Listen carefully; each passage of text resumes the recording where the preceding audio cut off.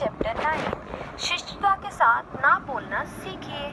आपके लिए अपने सामने आने वाले हर अनुरोध के लिए हामी भरना तब आसान होता है जब आपके जीवन की प्राथमिकताएं धुंधली होती हैं, जब आपके दिन प्रेरक और परिपूर्ण दृष्टिकोण के बिना भविष्य का मार्गदर्शन करती हैं।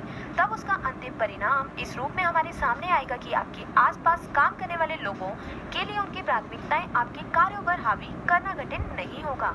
जैसे कि मैंने leadership wisdom from the monk who sold his Ferrari में लिखा है, अगर आपके दैनिक कार्यक्रम में आपकी प्रार्थनाएं आपकी सारिणी का हिस्सा नहीं बनती हैं तो दूसरों की प्राथमिकताएं उनका स्थान ले लेंगी। इसका उपाय सिर्फ ये है कि आपको अपने जीवन के उच्चतम उद्देश्य के बारे में दृढ़ बनना है और शिष्टता के साथ नहीं बोलना सीखना है। एक चीनी धर्मात्मा च्वांग सू ने एक आदमी की कहानी सुनाई थी जो एक महाराज के लिए तलवारें करता था। 90 साल की उम्र में भी वह अपना काम अत्यंत सामर्थ्य और बखूबी से करता था, चाहे जितनी भी जल्दी में किया जाए, पर उसके काम में गलती नहीं होती थी। एक दिन महाराजा ने उस वृद्ध से पूछा, ये एक स्वाभाविक गुण है या कोई अनोखी टेक्निक जिसकी वजह से तुम इतना बढ़िया काम करते हो? आवश्यक बातों पर ध्यान देना जरूरी होता है, तलवार गढ़ने वाले कारीगर ने कहा।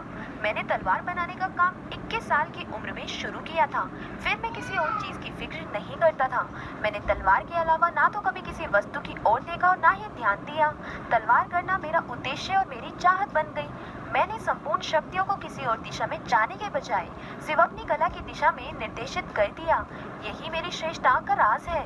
सबसे ज्यादा सक्षम लोग अपनी उस सर्वोच्चता के क्षेत्र पर ध्यान देते हैं जिन बातों में वे सर्वश्रेष्ठ हैं और अपनी प्रभावकारी गतिविधियों से अपने जीवन को आगे की दिशा में बढ़ा सकते हैं। अपनी सर्वोच्च महत्वपूर्ण चीजों की प्रचुरता के कारण कुछ न्यून महत्व वाली चीजें हमारा ध्यान आकर्षित करके विघ्न डाल सकती हैं, उन्हें नकारा जा सकता है। माइकल जॉर्डन, जो बास्केटबॉल के इतिहास में सबसे अच्छा खिलाड़ी माना जाता है, वह ना तो अपने लिखित समझौतों को तय करता था, ना ही अपनी पोशाक के डिजाइन बनाता था और ना ही अपनी यात्रा की तैयारी करता था। वह अपने समय और शक्तियों को पूरी तरह से बास्केटबॉल के खेल पर केंद्रित कर देता था, जिसमें वह सर्वोत्तम था। बाकी के कामों की जिम्मेदारी उसके प्रबंधक करते थे।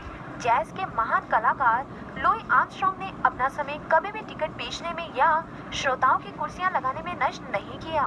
उसने अपने ध्यान को केंद्र बिंदु अपनी कला पर रखा, जो कि तुरही बजाने में थी। अनावश्यक बातों को अस्वीकार करने से आप उन चीजों पर ज्यादा ध्यान दे सकते हैं जिससे हमारे जीवन को संवारने और बेहतर बनाने में मदद मिलती है, और साथ ही सहायता भी मिलती है कि हम उस धरोहर को छोड़ सके जिसके उद्देश्य को पूरा करने के लिए हम पैदा हुए हैं। सो फ्रेंड्स, इसी के साथ चैप्टर 9 यही कंप्लीट होता है। अगर आपको पसंद आए तो लाइक, शेयर, कमेंट करना